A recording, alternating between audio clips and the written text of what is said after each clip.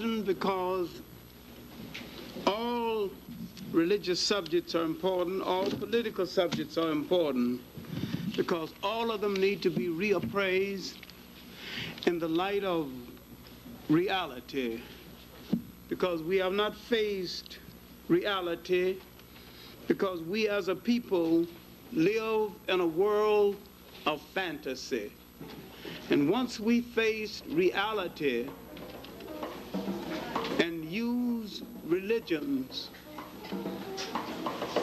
properly, and once we understand how they are used by other people, and once we separate, not so much as separate spirituality from religions, and understand that out of our spirituality came the world's religions, and that we have been naive and let people take from us the basis, the elements, make religions and come back and sell them to us. Once we understand that, and that we had a much better version of the same religions before their former creation, and then once we recover from the shock of discovering that we had something better than what was sold to us, rehashed from our elements, then go back and take the great spirituality we had and move with it. And once we understand what we were and where we are, we will understand what we have to be and where we still have to go. We are still thinking minority when we were never a minority. But we are letting minority people fool us into thinking minority. And we are literally being controlled by minorities who endear themselves to other minorities by demonstrating their ability to control us. And they control us by manipulating images through politics, religion, in the mass media. All right, the subject admittedly is dangerous. As religion is a delicate and dangerous subject, and it's even more delicate and dangerous when you're talking to people of African descent. Because where religion is concerned, we are a purist people. We are the true believers. We out-pope the Pope and out-Muhammad Muhammad. We believe in things in its purest form, and we actually believe things are exactly what they say they're supposed to be. We have a humanity that actually makes us believe that people believe in democracy, and the inventors of it don't believe in it. And we had democracy before they think they invented it. And when they invent a fake version of it and sell it to us, we accept the fake version and neglect the genuine democracy that we have been living all along. Not only democracy, but humanity. We have had a historical fascination for ideas that come from the outside, and this has been our trap. And we have not studied those people who sell us fake trinkets, fake ideals, fake government forms, and rehash our religions that we invent in the first place. Now, all of the elements that went into the making of Judaism, Christianity, and Islam came out of Africa. And you have to distinguish between the elements in the formal organization of the religions themselves. The religions began to decline when outsiders, foreigners, took over those elements, organized them for their own political purpose, gave them a name, and began to project them to the world for their political purpose. Then the outsider created a religion, but he forgot the African substance, and the African substance was spirituality.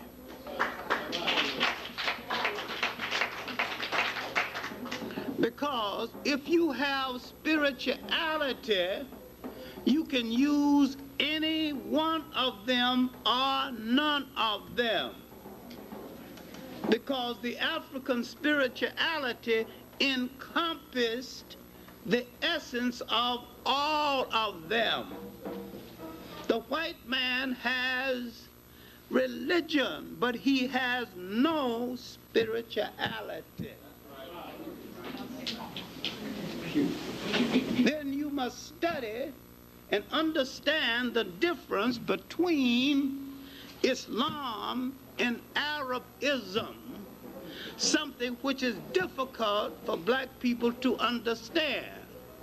The Arab did to Islam what the white man did to Christianity.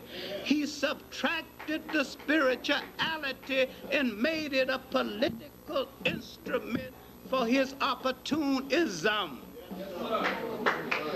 But when it came over to the African accepted the spiritual aspect of it and forgot that to the Arab it was then and still is a political game, and that the spiritual aspect left him very early, and that he was then and is now playing a game, and that the spiritual aspect never touched him. And if you listen with me with some kind of patience, I will show you exactly what I mean, because if you see that it was the African who used this religion spiritually, and it was the Arab who used it politically. It is the African who still uses it spiritually, and it is the Arab who still uses it politically. If you look at the present-day Sudan, where the Arab have declared war on African cultures, and he not only while he has declared war on African cultures, he's eating bacon, drinking scotch, and patronizing European whores. That's right. He is as holy as a dog.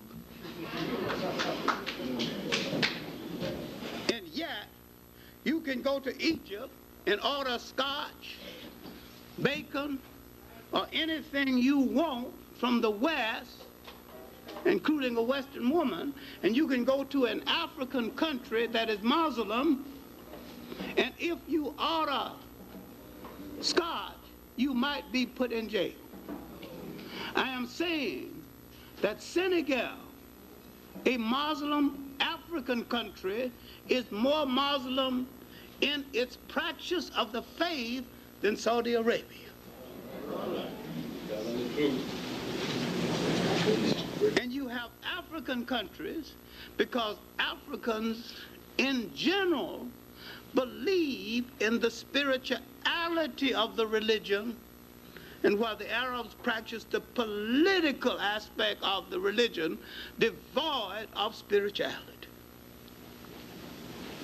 And it is the African side of Islam that has used it for spirituality. It was the African side of Islam and the African side of Islam alone that has used it as a rallying cry for social reform and revolutionary change. Now, in a speech at the African Poetry Theater a few weeks ago, I asked the audience, could anybody name one Arab who used Islam as a rallying cry for revolutionary change? A Senegalese student rose up and said, Gaddafi, which proved he don't know what Gaddafi is doing. Gaddafi is an Islamic zealot who is trying to use Islam to start a new form of Islamic and Arab imperialism. He's doing a few good things to disguise his con game. Otherwise, why would he be in Chad and Niger? He's looking for minerals, he's looking for resources, and he's backing those African countries that he can Islamize. Then why would he build a mosque in Ghana? And when Ghana wanted some money for a sewage system, he would refuse.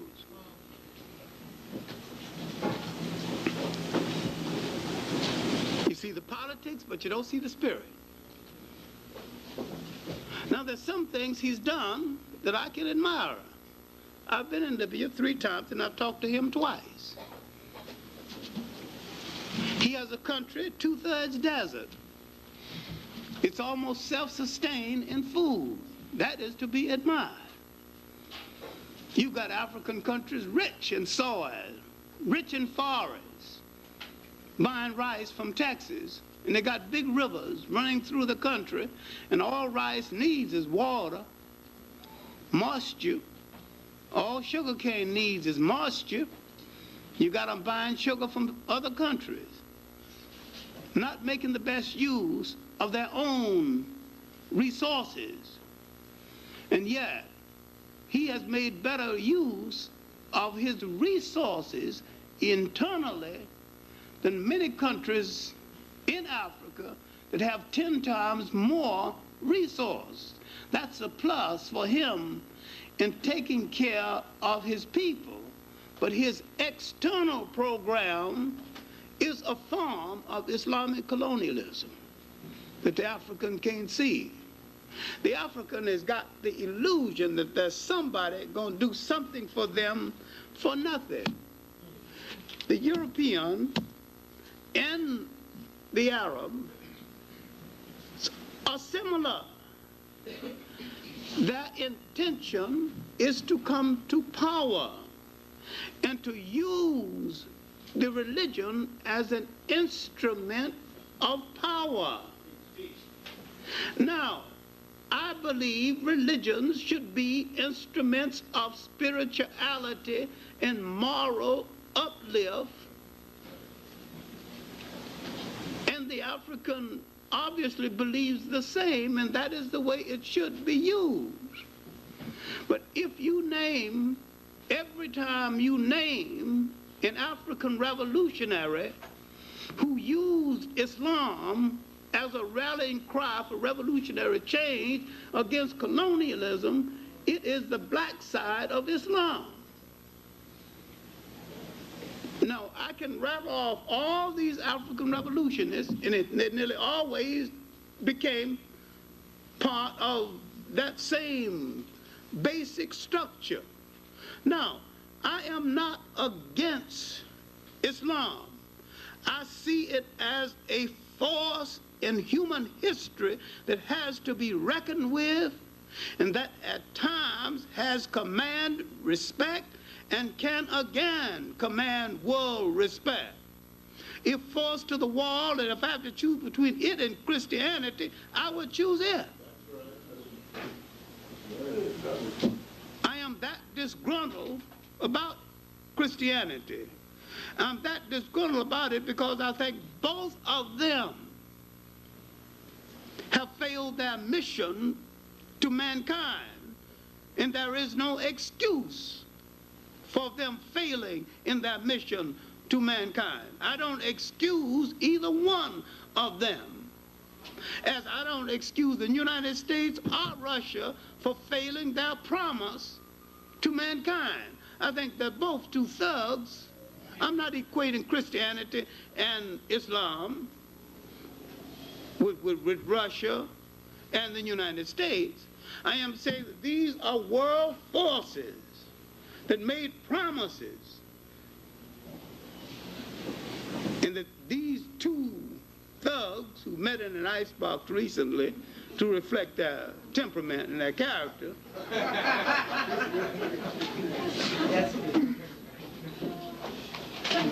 and when these forces meet, you assume that one of them on your side. You quite forget that when they meet, they are arguing about which one of them going to rule over you. All right, now, let me stick to my notes because I've got more notes than I've got time anyway. Now, my point is that we were robbed of our original religions so long ago, we have forgotten what those religions were. And once we go back to the original base of our religions, before Judaism, Christianity, or Islam, and when we go back to those religions were based on spirituality, and the God concept of those religions, of Judaism, Christianity, or Islam, came out of what I refer to as pre-God religions. I don't use that anymore because people don't understand what I mean about pre-God religions. They are so accustomed to the word God, they cannot understand that there was a time when man thought of a force in the universe presiding over the universe, and while he meant God, he did not use the word God, and man had more spirituality before he consistently used the word God. He used the God force and the God concept without using the word. He meant the same thing, and ultimately Western man interpreted that as meaning the same thing. But at this period, when everything was an all-encompassing, all-conclusive, man had not created, the Africans in the great river civilizations had created a religion that was so all-conclusive. It was not a weekend Jimmy Swaggart type of religion. It was a kind of religion that touched your total being. It wasn't a Sunday religion, a weekend religion. It was part of your totality, your morality, your dress, your diet, your marriage, your total human being. And it dictated everything. And this is why, at this period in human history, man did not have a word for jail, because no one had ever gone to one. No word for orphanage, because no one had ever thrown away any children. No word for old people's homes, because no one had ever discarded grandma and grandpa. Man was truly religious, too religious to shirk his responsibility in any way. I'm saying that that was the truly great religious period of man. But once these foreign clowns began to organize and misinterpret what the great Nile Valley African thinkers had, and began to slap names on them, and began to make political and military use of them. That's why the whole thing went wrong. Now, when we look at Islam, where the brothers go wrong, that every time they move from one religion to another, they think the new religion has been with us forever. It is the newest of the world's religions and the last one to come into the mainstream of historical consideration. And when you separate it from Arabism, if you can, and it is difficult, I must admit, but when Islam moved over into North Africa,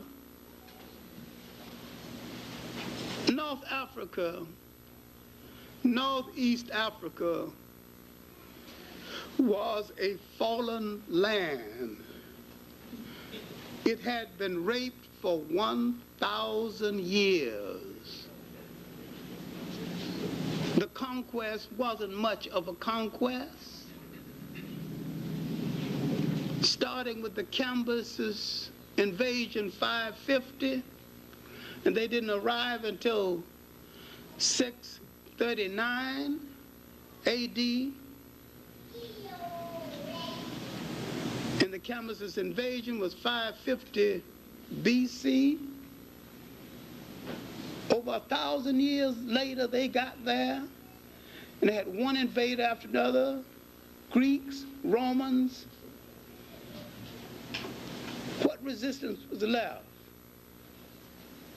All the great structure torn down. They were ready for anything when they arrived. They said they're bringing a great civilization. They arrived to feast on the fallen body of a once great culture. All right, now let's go back and pick them up at a period, the infancy of this thing. But let's look at these religions and look at these Nile Valley civilizations. Look at them as the basis of Western religions. And all the time this had happened while Europe was in its darkness. Now, when you take this like a classroom teacher, you've got to go into details. And when you go into these details, you've got to look at the making of the spirituality of Nile Valley people, and to what extent this influenced the people of the Tigris and the Euphrates, and the development ultimately of the people who became the people called Arabs. Remember, and this is hard for the new convert to understand, that inactivity as a place in human history, the Arabs are basically an AD people. There is no BC activity of consequence that can be attributed to them.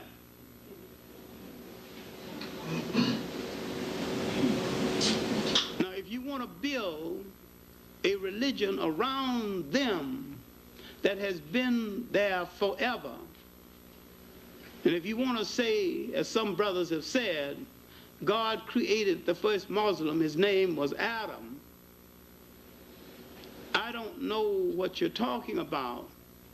If you want to create an Islam that started before the Prophet Muhammad, again, I don't know what you are talking about. But if you want to say that the elements, the sentiment, the basic social thought that went into the making of the religion existed in Africa before Christ, I can understand what you're talking about. But if you're going to say the religion existed before Christ, I don't know what you're going to talk about. I don't know what you're talking about. Then if you say that Islam is the black man's natural religion, I don't know what you're talking about. But if you say spirituality, the spirituality that went into the making of all three of these religions is the natural spiritual inheritance of the black man, I know what you're talking about. So you have to define your semantics, and you got to define your terminology before I understand what you're talking about. But you cannot say that he had a religion way back there called Islam, because Islam didn't exist way back there.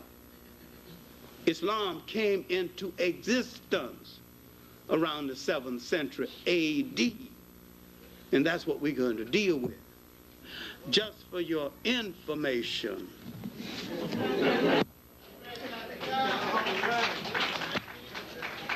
Some people never seen the Quran.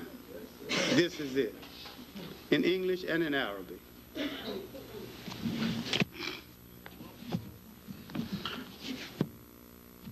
This is a short history of Muhammad and the early caliphs and the early heroes of Islam. This is a book all black Muslims should have read, called Christianity, Islam, and the Negro Race by Edmund Vilmont Blyton. I have 2 shelves of books dealing with Islam, Arabs, and their history alone. 2 shelves. And I read practically everything and every word in every book. I grew up a Baptist Sunday school teacher.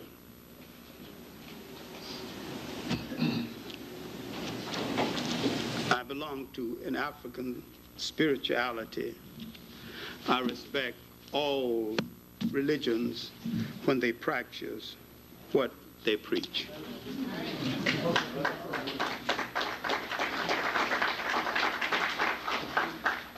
Now,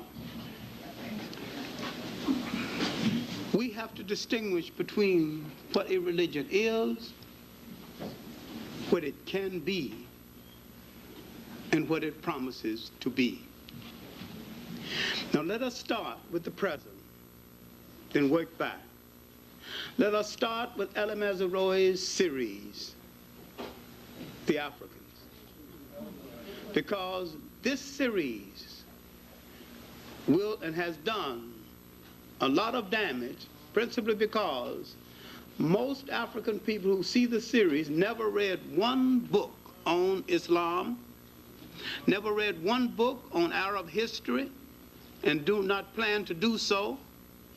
And all they have is his word. And they're not going to check him out. He tells you a few good things about Africa, then he is running strictly an Arab Islamic game, and he is running it well. It is a con game.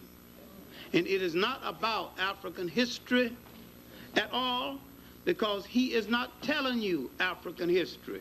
He is telling you basically a few tidbits of African history in order to get his Arab Islamic point across, and he is getting it across exceptionally well. And that is what he set out to do. Now, why don't we ask the question? A Jewish journalist fund financed it. Why haven't we asked, who is Ella Mazzaroi? Half African, half Arab. Another question we have to ask: what is the role of the bastards of history? And he's a bastard. The bastards of history under pressure nearly always take sides with their father's side of the family that is in power. Father was an Arab. He is more Arab than the Arabs. He's black when he wants to be black, when it's his convenience. But in this series, this man is more Arab than the Arabs. You have to know some African history to know the game he's playing. But if you don't know African history, you don't know his omissions. You don't know his omissions about Ethiopia. You don't know he's left out Bilal. He left out Zayd bin Harith. If you don't know anything about the Ethiopian period of Islam, when Ethiopia saved Islam, then when you leave it out, you don't know it because you didn't know that there was a period when Ethiopia saved Islam. But if you read the Encyclopedia of Islam, the Encyclopedia of Islam said that Bilal was a slave, Zayd bin Harith was a slave. The Encyclopedia of Islam on this point is wrong. Bilal was a lawyer for that day. Zayd bin Harith was a military man. They were both Ethiopians. Why Ethiopians? Why did his rich wife choose two tutors for him, both Ethiopians? Now you got to look at Ethiopian history. Why the fascination for Ethiopia? When the Prophet was born, half of Arabia was an Ethiopian colony. But if you haven't studied black imperialism, you don't know this. There was a time when Africans ruled nations and dominated nations. Well, you never read Baldwin's Prehistoric Nations or Drusilla Dungy Houston's work, recently reissued, on the wonderful world of the Cushite Ethiopians.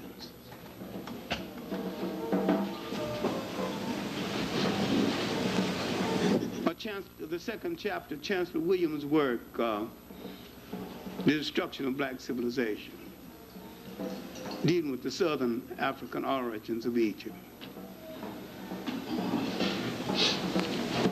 Look how much you have to know. Now, in his fourth stanza, the fourth session, which was really one of the better ones, dealing with exploitation, he dealt with it pretty well. He opened by downgrading the Western slave trade by 12 million people. Du Bois, in the end of the 19th century, said it was from 60 to 100 million people. The documentation has proven since then that it was at least twice that much. Then the other documentations on the Arab slave trade in a work called Slave Trade in the Indian Ocean proved that in one period 35 million Africans were taken out. Then he said there's only 2 million Africans in the Arabian Peninsula. And he asked, where are those Africans? He's safe because most people don't know where are those Africans. Alan Mazaroi, who's known me for 30 years, wouldn't dare stand before me and ask that question. Because I got an answer. I know where the Africans went, who are not in the Arabian Peninsula.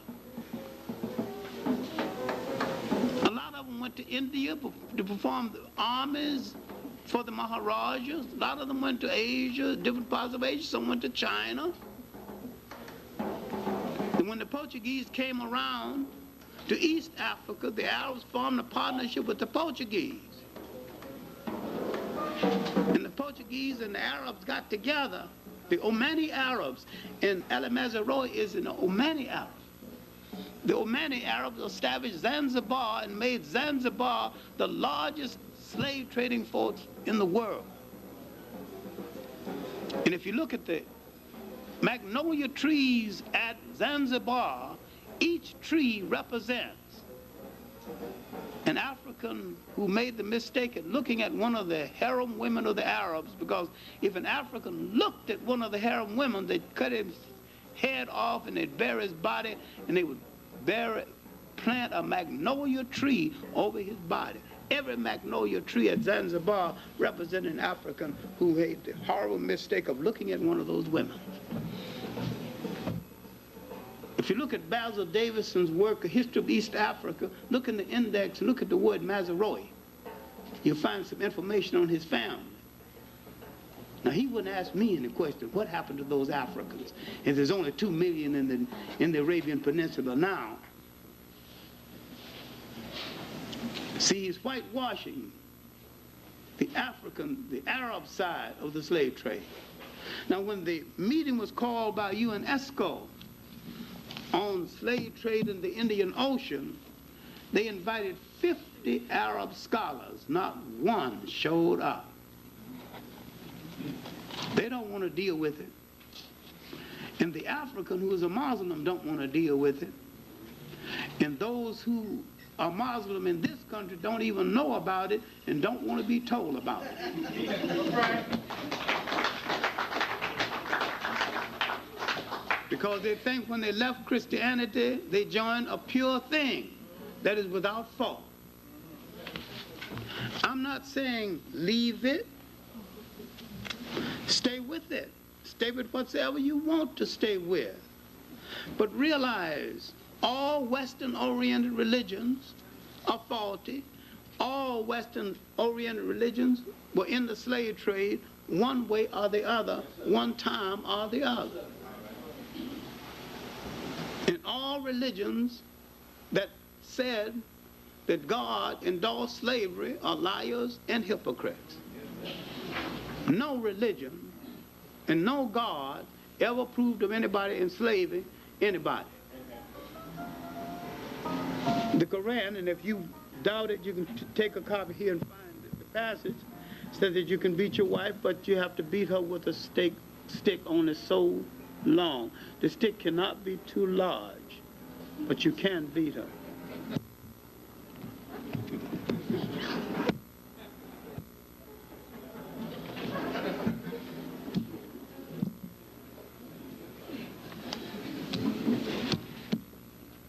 Now, when you go back to the laws of Hammurabi, 2000 BC, from Babylonia, now you can see the origin of some of this. It's supposed to be the first civilized law. Hammurabi said that slavery is a good thing, and it's all right to have a slave, but you got to have some humanity about it. You've got to give him a day off.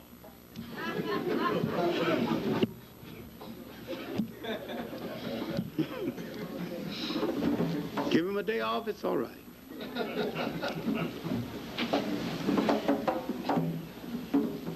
We need to read more of other people's history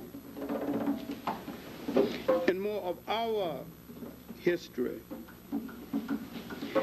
And if we had read more history, we might understand the damage that the series is doing, and understand also that he is playing the role of a con man.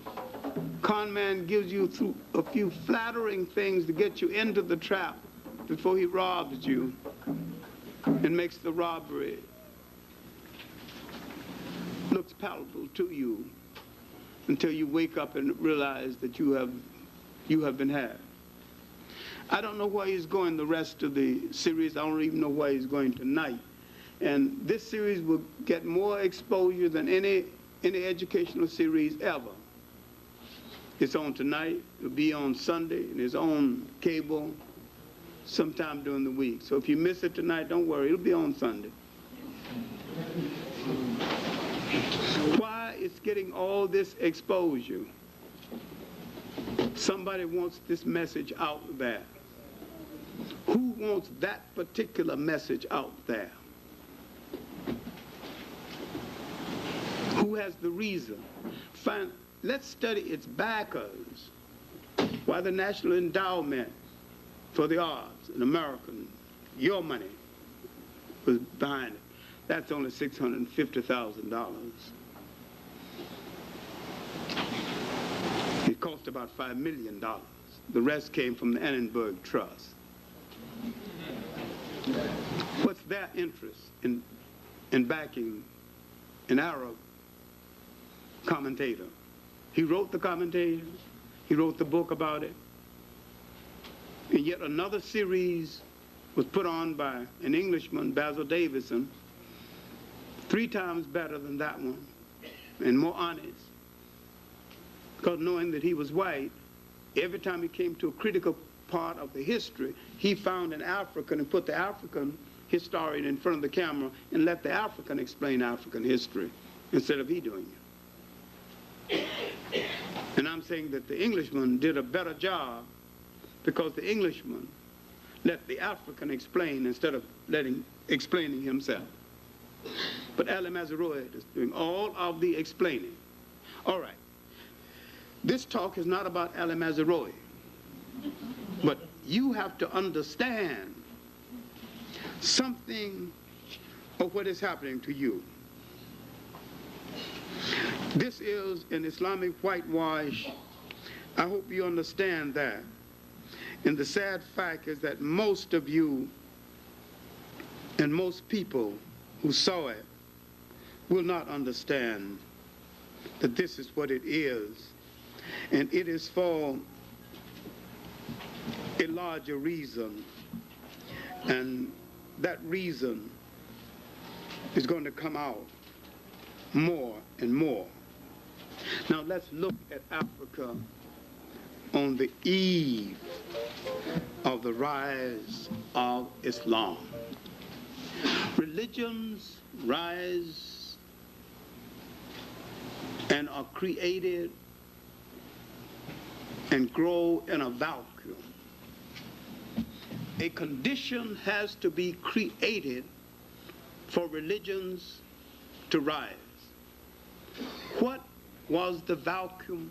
How did it create? Who created it?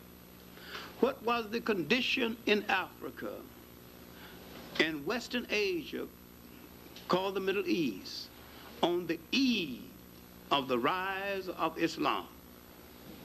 If Islam rose in the 600s AD, what was happening in the 600s AD? The Roman Empire was falling apart. The Roman Empire had been falling apart militarily since 450 BC AD. 450 AD, a bunch of German thugs called Vandals moved down and hit the Roman Empire. Now, the Romans had propaganda out that the Roman was invincible militarily. And a lot of people believe this. It's just that the Vandals didn't read the propaganda and couldn't read anyway. And they did not know that if you hit a Roman, you're supposed to fall dead. And see, they just went and hit those Romans in such a way that the Romans never recovered. And they added a word to the language: vandalism. Destroy everything. They warred on men because they had a wife and children, because they're too stable. They resented everything. Then they moved over to Spain and started a fight with the Visigoths, the Goths and the Visigoths. But only the people who read Roman propaganda continued to believe the nonsense, but the Romans would coach a long time. Now, they had already made a mess out of the management of Christianity because now the fight between the Byzantines and the regular Romans continued. When the Romans, and if you understand what I'm saying right now, maybe you'll straighten out some current thing. When the Romans stopped killing Christians and became Christians, they wanted to take over the apparatus of Christianity from the Africans who were managing it while they were killing Christians.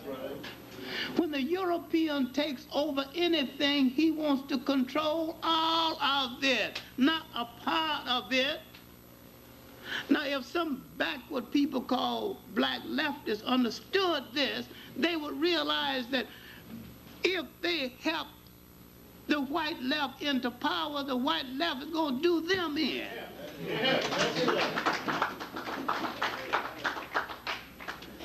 Now, I'm not less of a socialist because I'm saying this, but I'm more of an African nationalist and a Pan-Africanist because I'm saying this.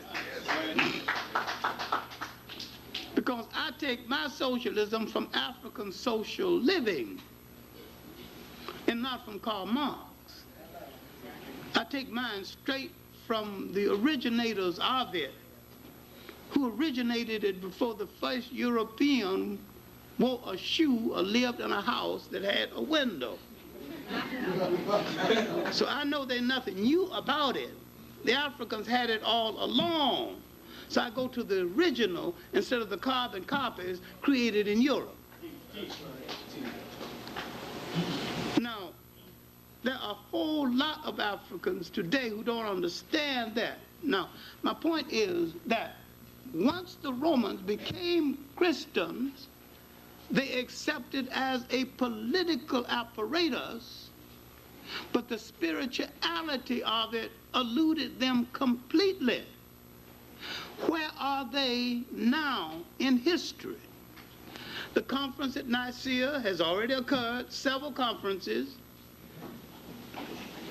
That's behind a few hundred years now or more. The Romans, out of their weakness, you must separate the political Roman Empire from the Holy Roman Empire. The political Roman Empire is dead. When the political Roman Empire started to weaken, they began to have African emperors, the most colorful being Septimius Severus, and one of the last being Clarke. And Septimius Severus is noted for being, he was also the governor of England, in addition to being, after being governor, emperor of Rome. All right, he was from the political Holy Roman Empire. Political Roman Empire. Now, the Holy Roman Empire has had, at this point, 3 African popes. Tertullian being a noted one. There were 3. And Tertullian wouldn't be popular today because he's really one of the first to say, vanity, vanity, thy name is woman. So the holy sinner, the greatest writer the church has had is behind us now. I mean, St. Augustine. St. Augustine, really, who gave the church its literature, also African, gave it its being, has lived and practically died by now. Bishop of Hippo. He has written far more than the world knows. People know about his City of God and his Confessions. But there was so much of his writing that has not come down to us that is available in texts and in, documents. But he has lived and practically died by this point. At this point, my main point is that the African contribution to the church has been made, and Augustine looks back at what these Europeans have done to Christianity. He said, makes him laugh, especially the conference at Nicaea. These people don't understand Christianity. Now, the fight between Byzantium and Rome over the dominance of the church has literally wrecked the church. And this mismanagement and disenchantment now would cause a camel boy. Now, because you can't read, that doesn't mean you have no wisdom. Most of the people of that period couldn't read. That don't mean they're stupid.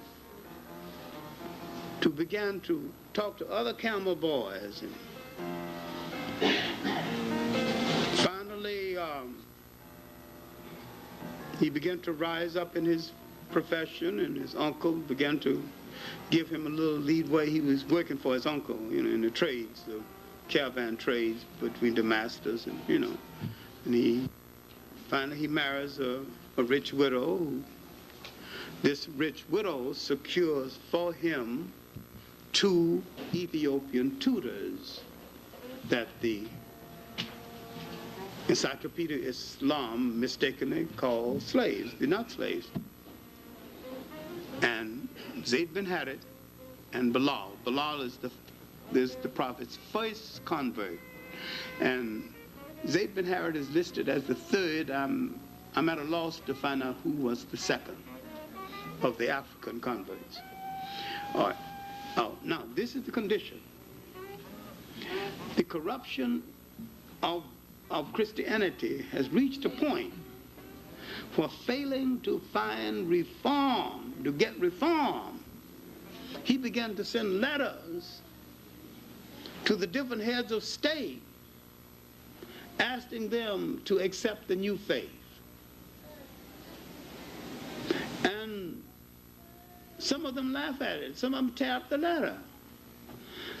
The Emperor of China takes it seriously. He doesn't say, oh, so what's the big deal? He erects a mosque. It's all right. One more religion don't mean nothing to him. He erects a beautiful new mosque in China. It's all right. I mean, it didn't seem to bother him. He'll accept it. He'll give it a chance. Anybody want to join it?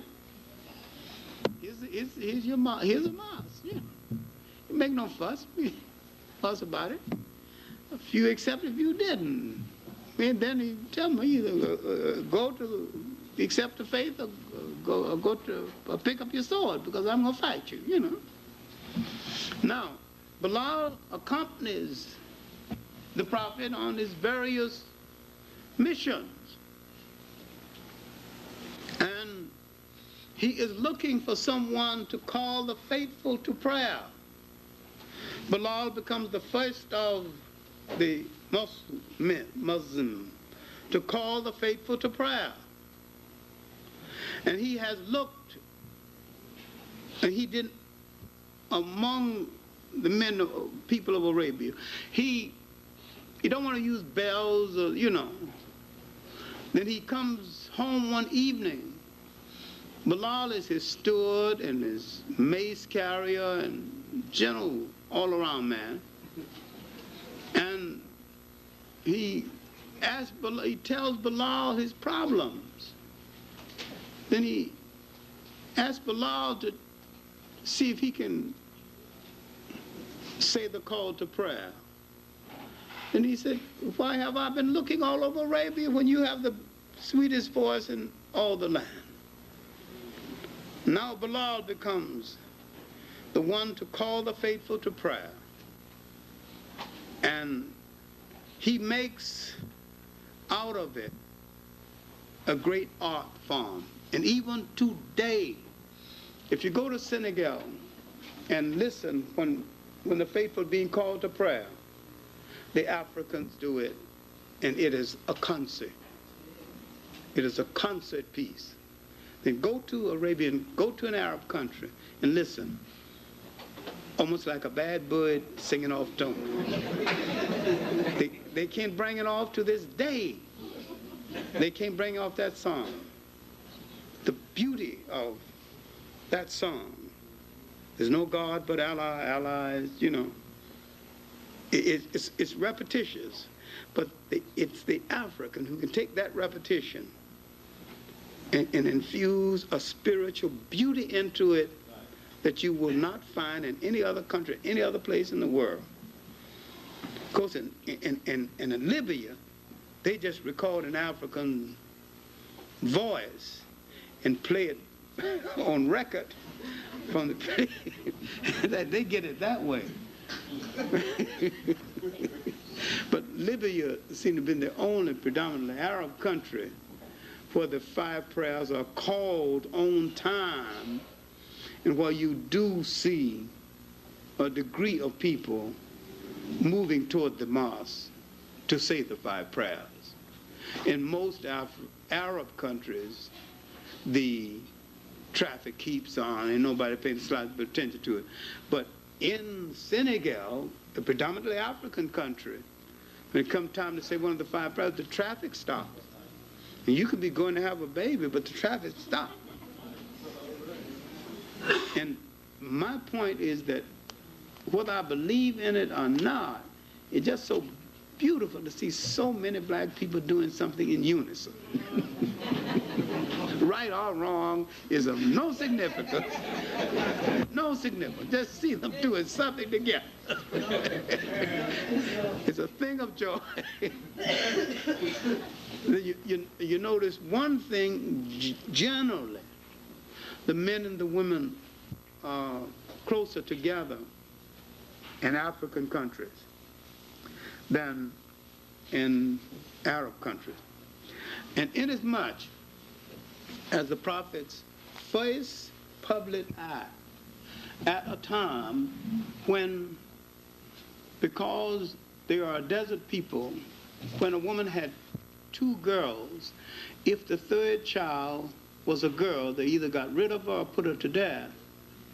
Women protested this. He defended their right to keep the children.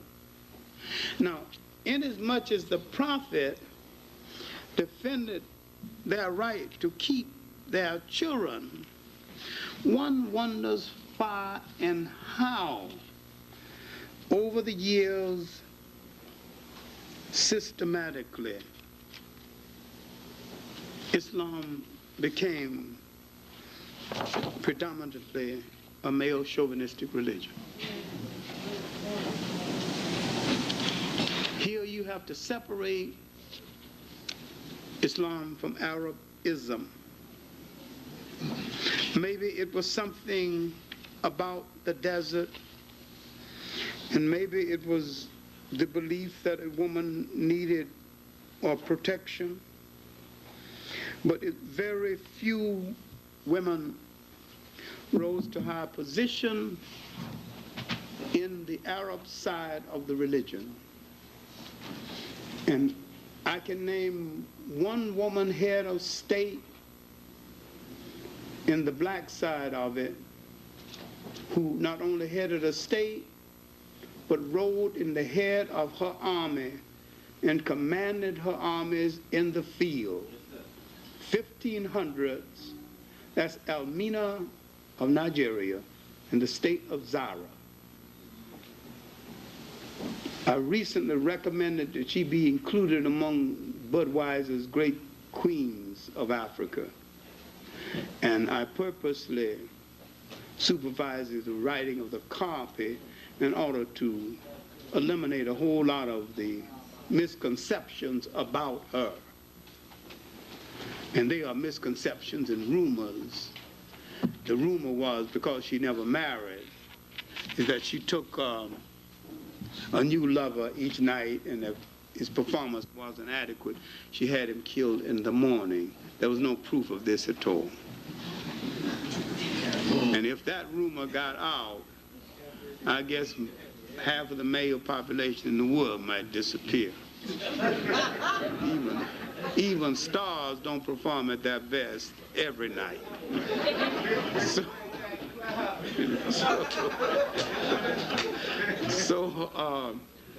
that wasn't an important thing anyway. The important thing was this strong woman defended northern, it wasn't Nigeria then, it was in the Hausa country. The state of Zara defended her state and built walls of defense that still can be seen in this part of Nigeria, defended her right as a woman without getting into the nonsense about liberation, held her ground, defended her lineage, and left her mark on that territory of Africa until that part, as a part of Nigeria that is literally called Elmina City. And she was a Muslim. And that did not happen any other place among Muslims for women. That did not happen. It surely did not happen any place among the Arabs. And the revolutionary African, especially revolutionary against colonialism, happened nearly always on that side, on the African side. That meant that the African accepted the religious side and the spirituality, and that Islam said something to the African that it did not say to the Arab, and that it still says something to the African that it is not saying to the Arab. That if Islam is to be rescued and made the great spiritual and moral religion it was intended to be, instead of the political instrument for opportunists, it will be the African who will make it so. He has the capacity to make it so. And this is what we need to look at. Not to ignore the Arab at all, not to ignore the fact that it was from Arabia that the religion came out, swept over into North Africa, and had its rapid growth. All right, now, after this religion barely got underway, the prophet had some difficulty, had to leave Medina, then literally had to fight his way back to Mecca.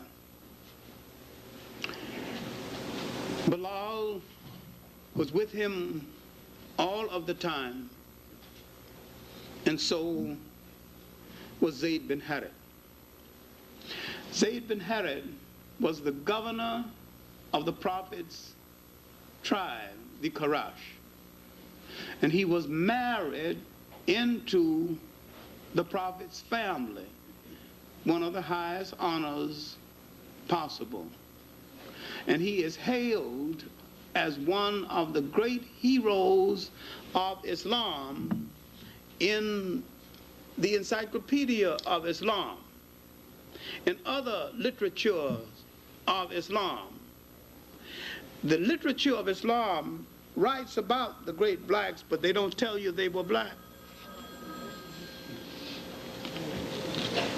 And what we need to do is to do a little more research in the area of Arabia and the presence of so many Africans at the time. We need also to look at the number of African neglected heroes and Islam and bring them back to fore, bring them back into world consideration, and understand that Islam came into being so fast. It is literally a religion made from a composite religion, and the least original of the world's religions. It had to take something from Christianity, something from Judaism, something from Zoroastrianism, That is nothing that one needs to apologize for. And yet, it came into being at a time. It served a great purpose. And it had to turn to many places for haven and for shelter. On the advice of Zayd bin Harith and Bilal, some of the key followers were sent to Ethiopia for shelter while the trouble in Arabia blew over. The prophet said, "Go to Ethiopia, go to that land of righteousness where no one is wrong." This is the kind of reputation Ethiopia had among Muslims. At the time, it had been a Christian nation for over 300 years. Other people against the move went ahead and told the Ethiopians that these people were thieves. And when the Ethiopian king received them, he said that your message is not much different from the Christian message. And he received them and sheltered them until the difficulty blew over and they went by and strengthened and got the faith well underway. Now, Bilal stayed with the prophet the rest of his life, and when the prophet was dying, he literally appointed Bilal as the next caliph, and he refused it. Now look what would have happened to the faith had Bilal became the next caliph after the prophet. It would have been a different religion altogether. But he refused the honor, but he did not call the prayers except 2 more times after that. He called the prayers for Umar, the first caliph, and 1 time for a special meeting for the first caliph. And then he either went back to Ethiopia or he died. We know Zayd bin Harith died in a battle against the Byzantines. But these 2 Ethiopians had helped to lay the foundation and the strength for Islam. Islam now was ready to move out of Arabia over into North Africa, to move into the vacuum left by the confusion of the Romans and the mismanagement of Christianity. North Africa was in such a sad state that the people were ready to welcome almost anything with the disappearance, with the wreckage left by the Romans. So there was very little resistance. In a little while, the Muslim armies had swept across most of northern Africa. A little resistance from the Berbers. These are relatives of the Arabs who had arrived much earlier. And this resistance didn't last too long. When this resistance died down, Islam swept into the Western Sudan and began to convert Africans. Now, Islam swept into the Western Sudan. Understand me now, if you can visualize a map of Africa. They went down into West Africa, not the coast, but inland away from the coast. That is called the Western Sudan, skirting the coast. And they converted a group of Africans And these Africans became purists. So much purists that these Africans, after 50 years or so, came back into Morocco and told those who converted them, you are not properly observing the faith. I'm purer than you are. Now, you have to understand this, because Western Africa, the Western Sudan and Western Africans were converted by Islamized blacks. East Africa was converted by Arabs. Islamized blacks knew what part of African culture to leave intact in spite of Islam. You can see the difference to this day. And East Africa, converted by the Arabs, who had no respect for African culture then or now, they destroyed a lot of African culture. They married African women, and after 50 years they had produced enough black-looking Arabs, and ultimately they would use them to go inland where the Arabs were not permitted to go and start the East African slave trade. Over 600 years before the European slave trade.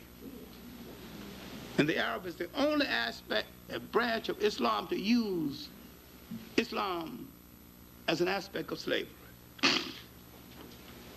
Now, the Africans who converted those in Western Sudan left the matrilineal system intact, meaning the lineage coming down through the female remained intact in Western Africa, while in Eastern Africa, the Arab installed the patrilineal system, meaning the inheritance comes through the oldest son, and the lineage comes down through the male side of the family.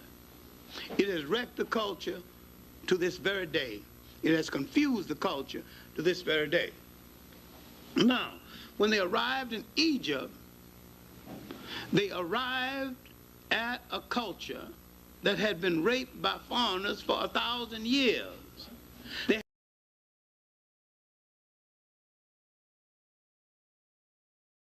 standing for it now.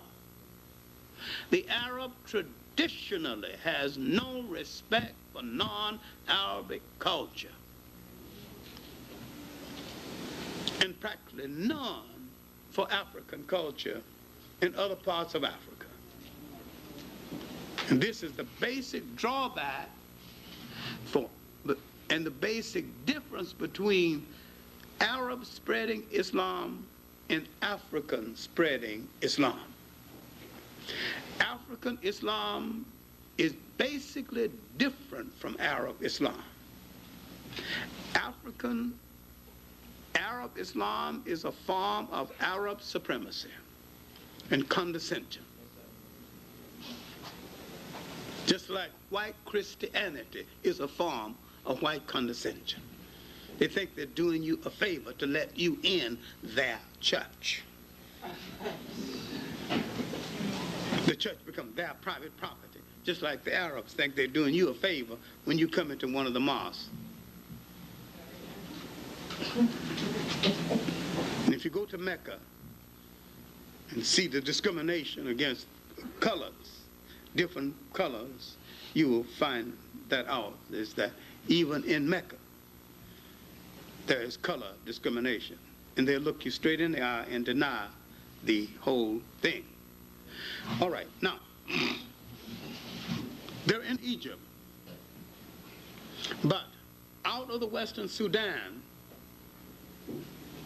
would come a great general, Tarak Ben Zad, or Jabral Tarak.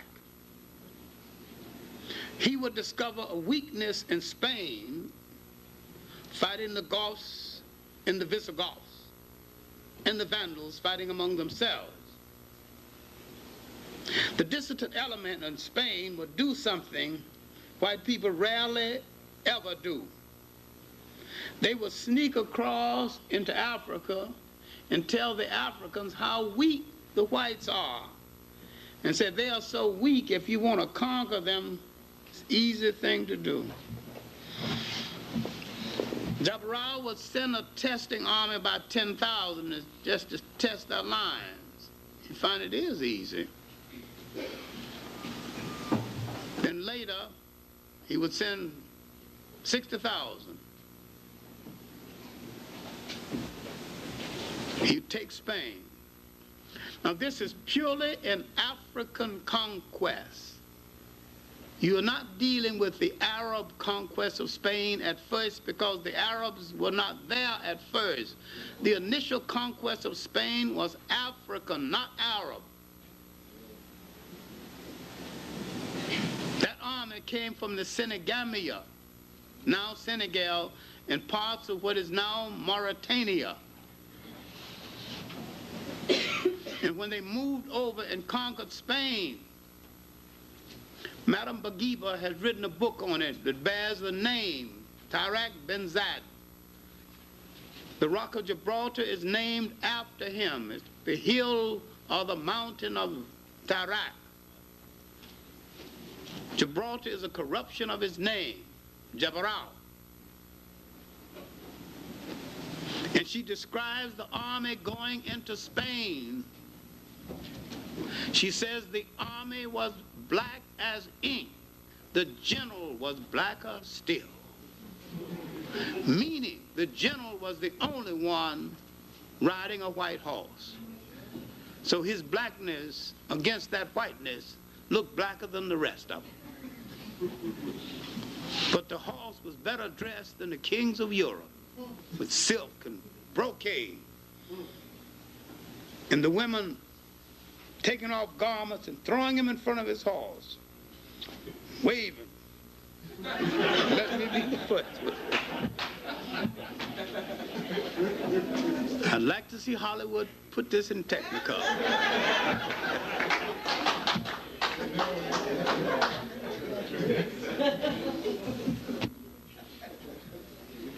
Militarily, the Africans took over Spain, and militarily, the Africans held Spain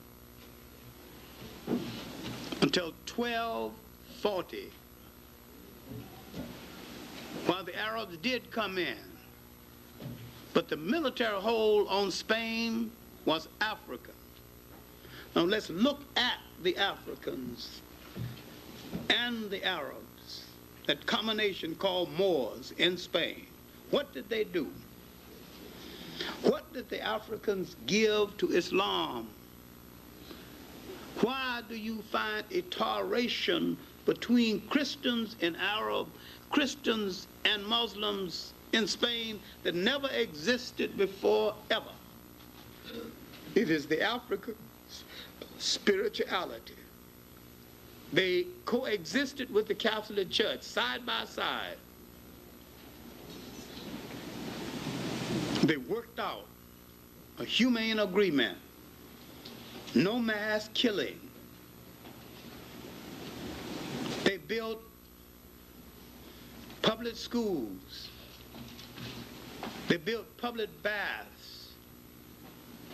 There's a chapter in John Jackson's Introduction to African Civilization called Africa and the Civilizing of Europe. You would do well to read it. That chapter alone is worth the price of the book. But there are many other books on the Africans and the Arabs in Spain. They gave Spain the greatest civilization it has known before or since. They built a great university, Salamanca. They translated the great works of the masters of Europe, including a lot of work they had stolen from Africa. Europe had forgotten its own masters. The Africans translated it. It was the African that suggested that the Jews be appointed to the chairs in the mind sciences. God, what an error. All the ideology chairs. It was the Africans who took the Jews into Spain and made them the grandees, the money managers of Spain. And when the Africans lost power, Some of them went Holland and found the Dutch East India and the Dutch West India Company and became managers of the slave trade. People find no compunction of turning on us when it's to their convenience to do so. But their performance and the partnership between the Africans and the Arabs and the Berbers in Spain was a long and beneficial partnership and a fine moment in their history and in world history. The African and the Arab and Islam had united and held Europe at bay for almost 1,000 years. And when that partnership went bad, both of them were in trouble. By 1450, the Africans and the Arabs began to argue among themselves over nonsense at first. But 1240, the Portuguese had broken away from the Africans, but Spain was still under their domination. Then half of Spain, by 1455, had broken away, the Castilian part. And now they had colonial aspiration of their own. And they went to the Pope to discuss the matter. He was the leading authority of the world where Europe is concerned. Now they wanted a piece of the world. They wanted to start dividing up the world among themselves. And the Pope told them, you are both authorized to reduce to servitude all infidel people. In other words, you need not feel guilty about the slave trade that had already started along the coast of West Africa. The fact that there were great independent states inside of Africa is something I'll talk about later on. My main point here is that Islam had swept down into the Western Sudan. That a lot of people say the great states of Ghana, Mali, and Songhai were Muslim states. Ghana was never a Muslim state. In fact, Ghana was destroyed by Muslims. By Abu Bakr of the Susus.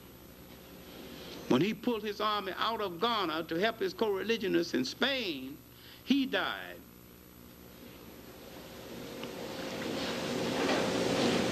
Now, I'll be talking about these other states in more detail in another way.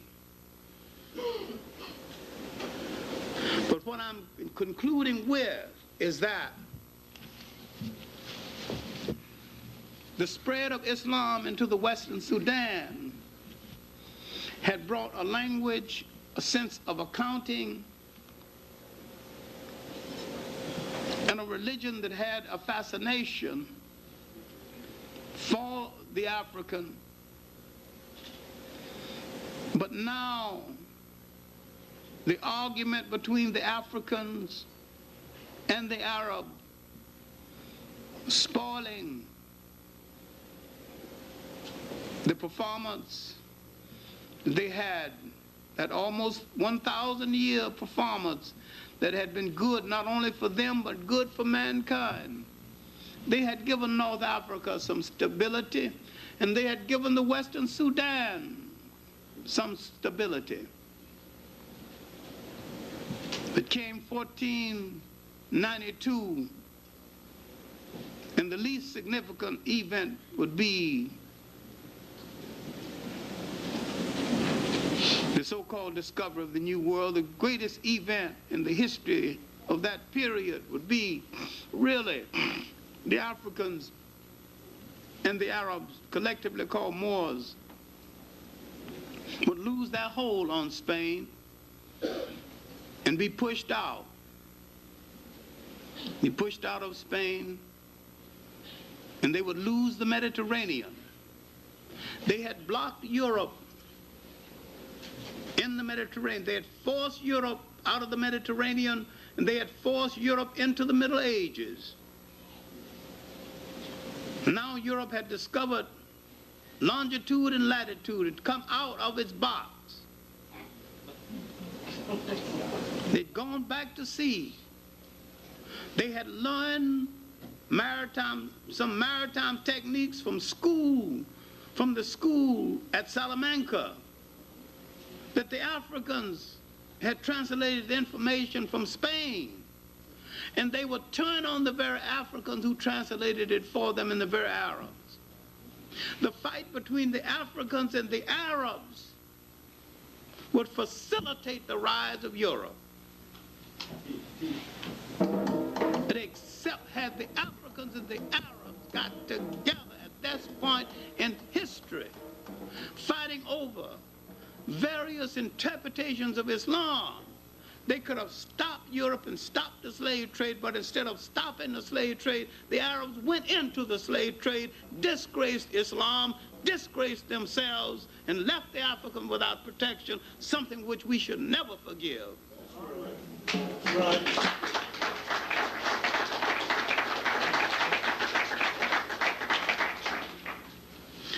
And after this,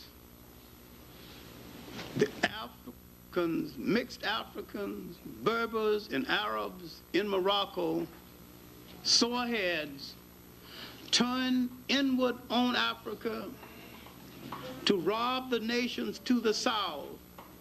They recruited European mercenaries with modern weapons for that day, and with some guns supplied by Queen Elizabeth I, they invaded the Western Sudan, destroyed the great state of Sangay. In the long night that was to last 500 years had started, and the good that Islam had done was being spoiled. Now you had Muslim against Muslim facilitating the spread of the slave trade inland. I am saying that while this is one of the world's greatest religions, its redemption is going to come from Africans who will rescue it, give it a real meaning, make it a world religion, make it a world force for unity, and give it the sense of tolerance and respect for other cultures and religions that it once had, and integrate it into the concept of African culture and African liberation. Either do this or throw it into the ash can of history. Thank you.